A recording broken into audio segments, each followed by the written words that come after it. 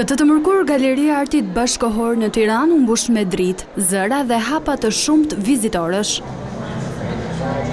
Në muret e saj u çel prani ekspozita e fotografit Ergyz Zhabjaku, një projekt i kuruar me kujdes, që sjell jetën e përditshme në fokus dhe ofron një udhëtim vizual të veçantë.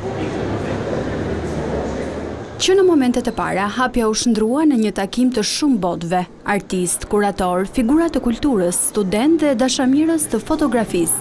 Për artistin, kjo ekspozitë është rezultati një procesi krijues të gjatë dhe dinamik.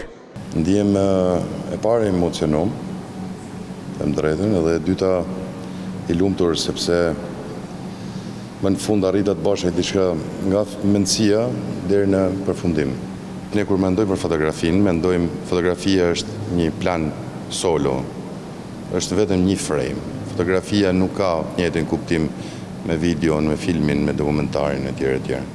Që ta çosh fotografinë, të diskutojnë me njëra tjetrën, edhe ato të kthehen në disa etyde të veçanta, besoj që kjo është gjëja më e zhvilluar që mund të kemë bërë te kjo ekspozitë. Teksa në fjalën e saj, Ena Bulku, drejtoresha e galerisë, gjeti rastin të bënte një ftesë të hapur për të gjithë artistët të cilët kanë dëshirë të ekspozojnë artin e tyre bashkëkohor në këtë hapësirë. Galeria e Artit Bashkëkohor, ose ndryshe Galeria Gocat, në ekspozitën e saj të 11 sjell artistin Ergyz Zhabjaku me 43 fotografi që na qasin me një botë urbane, por edhe pak ironike.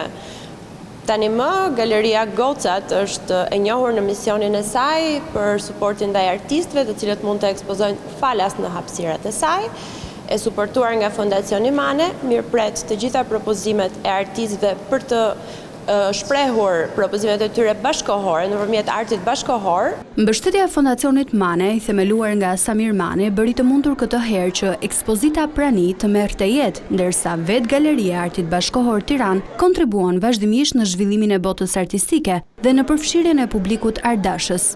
Ekspozita Prani do të qëndrojë e hapur për publikun pa pagesë deri më 7 dhjetor në hapësirën e Galerisë së Artit Bashkëkohor Tiranë.